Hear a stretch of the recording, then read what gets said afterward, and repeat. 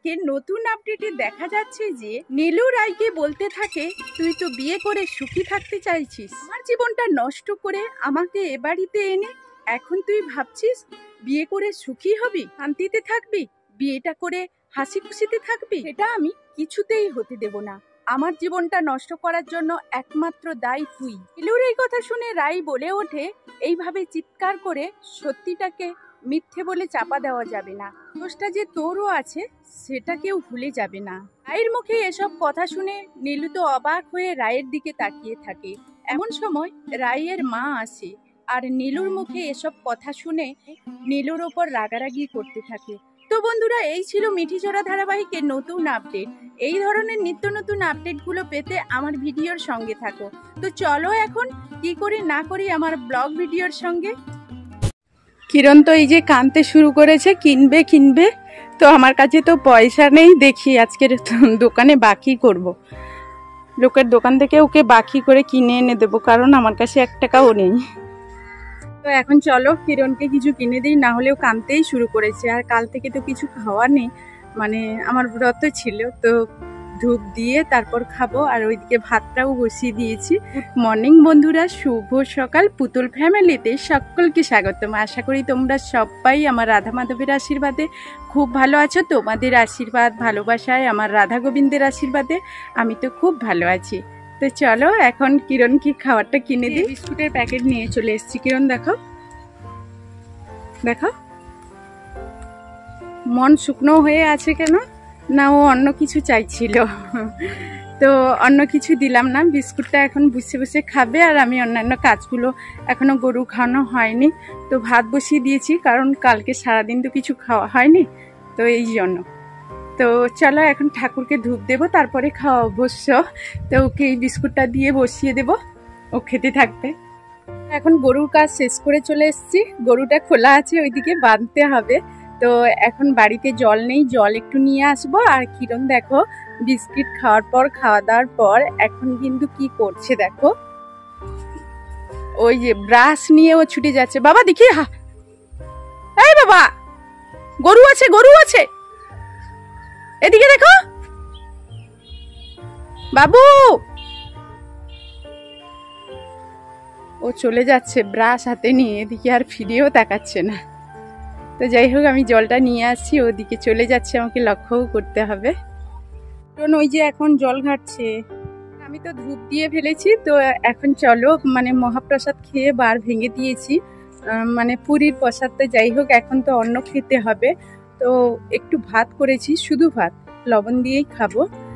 তো আলু তো দিতে মনে নেই, আলু ছিল কি না ও দেখা হয়নি। তো যাই হোক, চলো এখন দুটো খেয়ে নিতে হবে, কারণ কাল থেকে কিছু খাওয়া নেই। তো আর মেয়েরা সবাই তো স্কুলে চলে গেছে, তো ওরা আসুক, কি খায় না খায় তখন দেখা যাবে।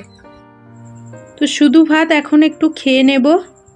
তো শুকনো ভাত তো খেতে পারি না, এই জন্য একটু জল নিয়ে নিয়েছি, আর এতে একটু লবণ দিয়ে দিয়েছি, দিয়ে মাখিয়ে খেয়ে নেব। আর বাইরে কিরণ খেলছে, তো ওর খেয়ালও রেখেছি।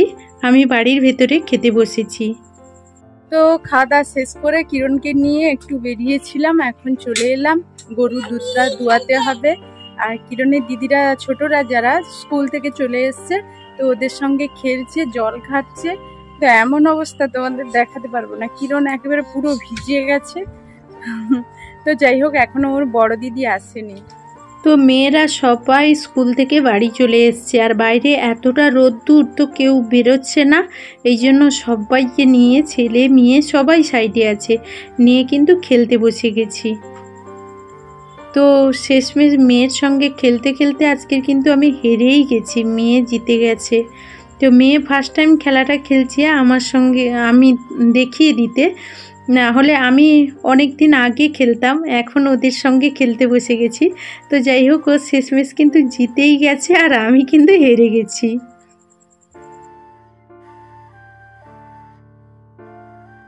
বন্ধুরা, এখন এক জায়গায় যাব, তো কিরণ দেখো, কিরণ সঙ্গে আছে, আর সঙ্গে আমার ছোট মেয়ে। তো যেহেতু কালকের একাদশী গেছে, তো আজকের একটু ভগবানের প্রসাদটাই খুব ভালো হয়, তো বারটা যেন সম্পূর্ণ হয়, এই কারণে কিন্তু আজকের একজনের বাড়িতেই খেতে যাচ্ছি। তো ভগবানের প্রসাদ খেতে যাচ্ছি। আর দুটো মেয়ে বাড়িতে আছে, তো ওরা কি খাবে না, আজকে তেমন কিছুই রান্না হয়নি, তো শুধু ভাতই সকালবেলা করেছিলাম, তোমরা তো দেখেছো। তো ভাত আর দুধ দিয়েই ওরা খাবে। তো ওরা ওই পুকুর ঘাটের দিকে গেছে, আর আমি এখন কিরণ সোনা আর ওর ছোট দিদিকে নিয়ে বেরিয়ে পড়ছি। তো চলো, সঙ্গে থাকো।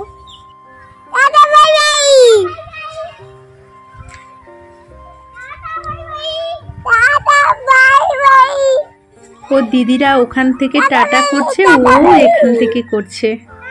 তো অনেকক্ষণ হলো ওখান থেকে তো চলেই এসেছি। তো কিছুক্ষণ এসে কিন্তু ঘুমিয়ে পড়েছিলাম, আর এখন অন্যান্য কাজ শেষ করবো, উঠে পড়েছি। আর মেয়েও টিউশনে চলে গেছে, বড় মেয়ে। তো দুটো মেয়ে ঘুমিয়ে আছে, ওদেরকে কিরণও ঘুমিয়ে আছে। তো ওদেরকে ডেকে একটু পড়তে বসাবো, তো গরুর ঘাসও কাটবো। তো সকাল থেকে গরুটা এই এক জায়গায় বাঁধা ছিল, এই জন্য পাশের বাড়িতে একজনের ওই যে বাড়িতে আমি গরুটা একটু দিয়ে আসছি, কারণ ওখানে ঘাস হয়েছে ভালো। তো গরুটা খেতে থাকবে আর আমি কিন্তু ঘাসগুলো কেটে নেব। এখন চলে এসেছি গরুর ঘাস কাটতে, আর শুয়ে পড়েছিলাম।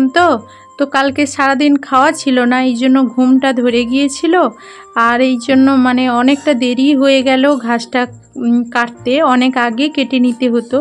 তো যাই হোক, চলো এখন ঘাসগুলো নিয়ে আমি কিন্তু চলে যাব। গরু যেখানে বাঁধা থাকে সেখানে ঘাসটা দিয়ে গরুটা নিয়ে চলে আসব।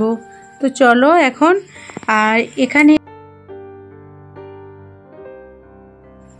গরুর কাছে এসে দেখলাম না, ছোট মেয়ে ওখানে দাঁড়িয়ে আছে, ওর হাতে দাটা দিয়ে ডেকে নিয়ে চলে এলাম। আর এইদিকে দেখো, ঘাসগুলো যে রেখেছিলাম, ছাগল এখন খেতে শুরু করেছে, গরুটা এখনও নিয়ে আসিনি। তো কিছুক্ষণ বাদে নিয়ে আসবো গরুটাকে। এখন এই যে কিরণ ঘুম থেকে উঠে পড়েছে, আর আমার কোলেও বসে পড়েছে। এই জন্য ওর চোখে মুখে জল দিয়ে ওকে কিন্তু জল একটু খাওয়াবো। ও দুষ্টুমি শুরু করেছে, জল খাবে না, ও শুধু ঘুরতে যাবে, এইটাই দুষ্টুমি করছে। তো এখন মেয়েদেরকে তো পড়তে বসতে বলছি, আর ও বলছে ঘুরতে যাবে। তো এখন ওকে বুঝিয়ে রাখবো।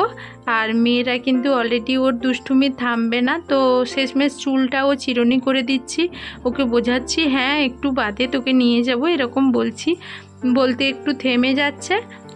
তো মেয়েদেরকে সাইডে পড়তে বসিয়েছি, আর কিরণ খুব দুষ্টুমি করছে, সেই বেড়াতে যাবে, সেই থাকবে না, এই বই ফেলে দিচ্ছে, পেন ফেলে দিচ্ছে, এইরকম করছে, ওকে কিছুতেই আটকানো যাচ্ছে না। তো যাই হোক বন্ধুরা, ভিডিওটা আজকের এই পর্যন্ত, ফিরে আসবো নতুন ভিডিও নিয়ে। টাটা।